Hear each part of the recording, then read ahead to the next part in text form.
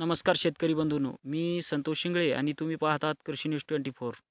राज्यातील शेतकऱ्यांना 30 जूनपर्यंत नुकसान भरपाई करण्याचे आदेश मुख्यमंत्री एकनाथ शिंदे यांनी जिल्हा प्रशासनाला दिलेले आहेत।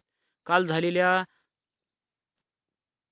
खरीप हंगाम आढावा बैठकीचा आढावा घेत असताना मुख्यमंत्र्यांनी असे निर्देश दिलेले आहेत।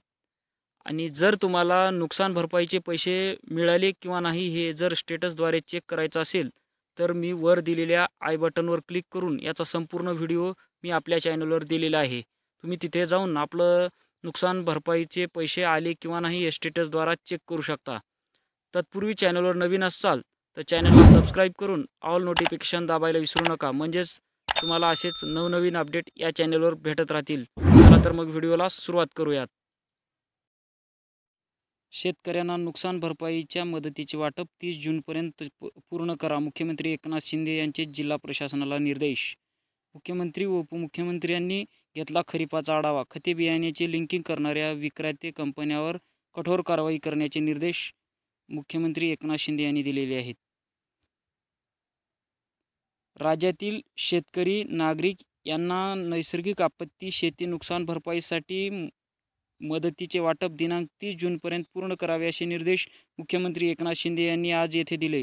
शेतकऱ्यांना वेळेवर मदत दिली पाहिजे। क्षेत्रीय अधिकाऱ्यांना शेतकऱ्यांसाठी घेतलेल्या निर्णयाची अंमलबजावणी तातडीने करावी असे मुख्यमंत्र्यांनी जिल्हा प्रशासनाला निर्देश दिले। खते बियाणे यांचे लिंकेज करणाऱ्या विक्रेत्याबरोबर कंपनीवर कडक कारवाई करण्याच्या सूचना यावेळी मुख्यमंत्र्यांनी कृषी विभागाला दिलेल्या आहेत। सह्याद्री अतितीव्र येथे झालेल्या बैठकीत राज्यातील खरीपाचा आढावा मुख्यमंत्र्यांनी घेतला।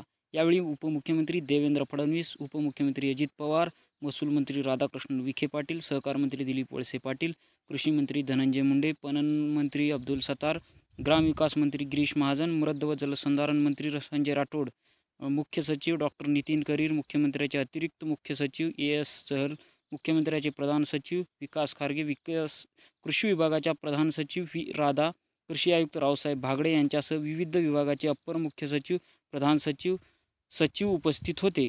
सर्व विभागीय आयुक्त, जिल्हाधिकारी आणि जिल्हा कृषी अधिकारी दूरदृश्य प्रणालीच्या माध्यमातून उपस्थित होते।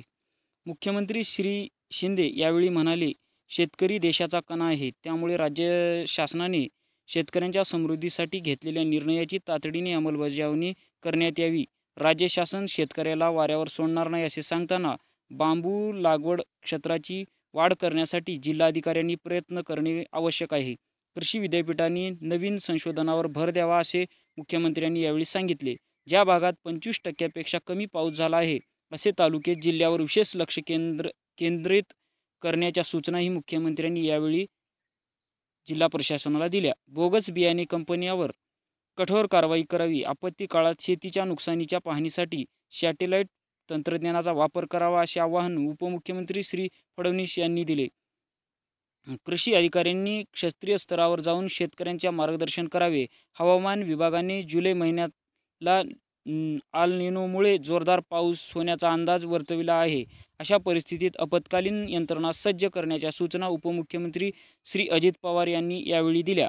खरीपाच्या काळात शेतकऱ्यांच्या बियाणे, खते व अन्य कृषी निविष्ठांचा तुटवडा भासू नये यासाठी कृषी विभागाने परिपूर्ण नियोजन केलेले आहे। मात्र साठेबाजी किंवा लिंकिंग होत असल्यास तशी तक्रार शेतकऱ्यांनी या व्हॉट्सअप क्रमांकावर 98 22 44 66 55 या क्रमांकावर करावे असे आवाहन कृषी मंत्री धनंजय मुंडे यांनी यावेळी प्रस्तावित करताना सांगितले।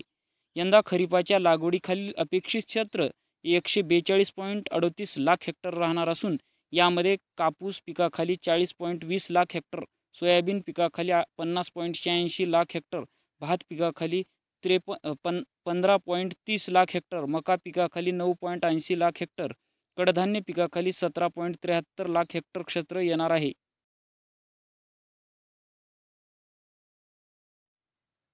Like, share and subscribe. Thank you.